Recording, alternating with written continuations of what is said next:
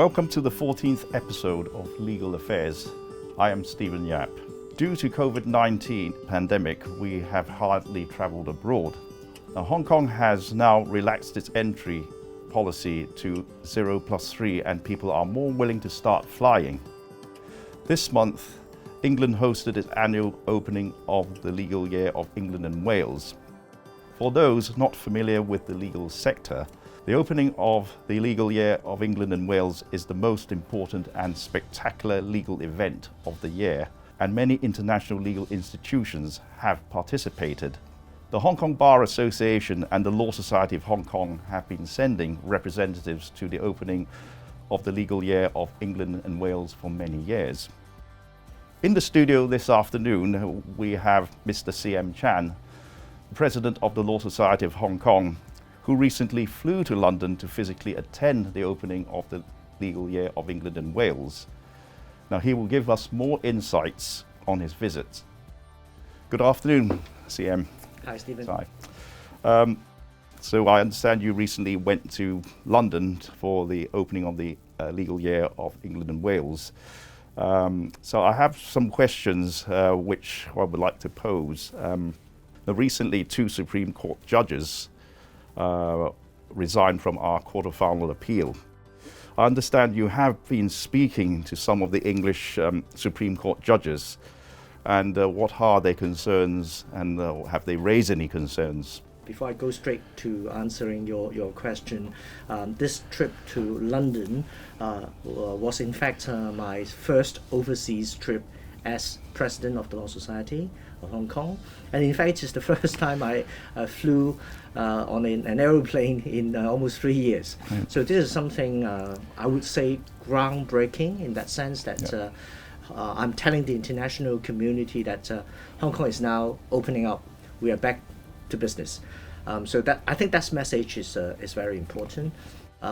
So going back to your specific question about the resigned judges from our CFA, our Court of Final Appeal, yes, it's correct that two of the incumbent Supreme Court judges from the UK resigned as overseas non-permanent judges of the Court of Final Appeal in Hong Kong earlier this year.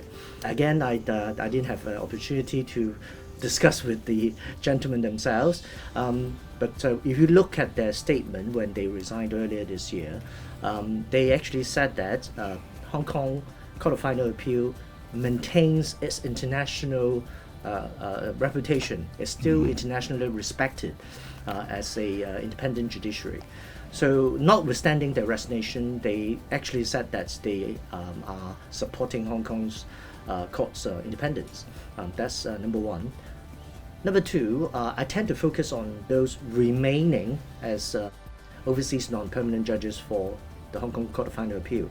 There are 5 UK judges remaining, and 5 of them actually issued a joint statement again earlier this year, confirming their support to the Court of Final Appeal and the system of the overseas non-permanent judges.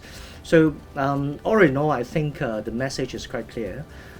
The rule of law, the judicial independence in Hong Kong is still intact, and this is the main message I tried to deliver to the international legal community when I was in London last week. Right, okay. So to your knowledge, have many of those judges who were sitting on the CFA read any of our judgments on national security? And do they still remain concerned? I think for the judges themselves, of course, I have full confidence that they are well versed with what's going on in Hong Kong, the rationale behind NSL and all that. I'm quite sure they are very highly respected and competent judges. However, my concern is those who are not fully familiar with Hong Kong's situation.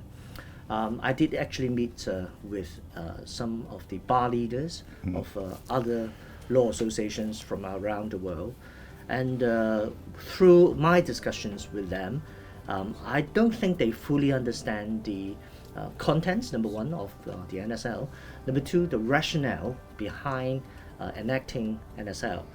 From their simplified views, they would simply jump to the conclusion that, okay, NSL was enacted by National People's Congress Standing Committee, Yeah.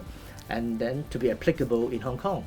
The one country, two systems is no longer there. So Beijing is now enacting law for Hong Kong directly, without consultation to Hong Kong population. So from that very simplistic view, they said this is in breach of the one country, two systems concept.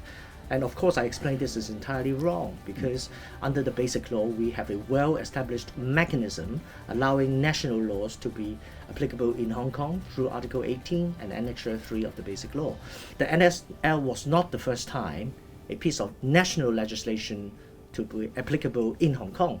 So I try to explain in the technical terms, and obviously more often than not, if they're willing to listen to my explanation, they tend to agree, oh, there's a legal process. So from a legality point of view, there's not such a big problem. However, there are other issues that they may have concern. For example, the contents of the NSL itself, the 4 offences of the NSL legislation, whether they are fair, whether they are more very draconian, whether they're in line with international practice. Then again, I need to spend some time, if they're willing to listen, to say that, okay, they are more or less in line with international practice. Okay. And in fact, under Articles 4 and 5 of NSL, the 2 international covenants on human rights are expressly incorporated in NSL. So after my explanation, they seem to understand more. But again, going back to your specific question, whether they have read the judgments, I doubt very much, apart from the really expert on Hong Kong, the vast majority of the people, including the legal profession, they haven't actually read, number one, the NSL, they haven't read it. Number two, they haven't actually read any written judgments from Hong Kong, I'm afraid. So, I mean, obviously following on the Western media and some UK politicians do not think positively about Hong Kong. So in this aspect, how do we try to improve it? I think this is a very relevant question, Stephen. The important thing, of course, is for us, for people like me, representing the law society and representing the legal profession, to go out more to explain the situation, the real situation to the international community. In many of my speeches, I always emphasize that I'm not from the government. I do not represent the Hong Kong government or even the central government. Of course, I'm not. But I'm simply trying to express an objective, genuine situation in Hong Kong, and let the audience decide whether whether Hong Kong has no more freedom of speech, or all the freedoms are now being curtailed. So I'll let the international community do their own due diligence. Right, okay. So NSL cases take time to reach trial, and how can public expectation of swift justice be met? That's something one would always tend to ask. Yeah, again, Stephen, this is one of the attacks by the West, and to a certain extent, I fully understand why. There's a famous saying that justice delayed, justice not done. This is important to have a swift and efficient criminal justice system, especially under NSL. Some of the accused are being held in custody for a long period of time, especially for those who have allegedly committed non-violent crime. This is actually causing some problem if they are being detained for a long period before trial. Because of the system in Hong Kong, because of the backlog, I honestly don't think that the government is doing it deliberately, just that the process does take a long time. And I definitely urge the government, the prosecution, the judiciary to find ways to speed up the trial. That's important. But more importantly, I think from a defendant's point of view, is whether there is a fair trial. Whether when they really finally appear in court, whether there's a fair process, the judge being independent and his case can be heard from both sides, prosecution and defendant side. I think that's actually the bedrock of our criminal justice system. Thank you, CM, and That's the program for today. Thank you for watching Legal Affairs. See you next time.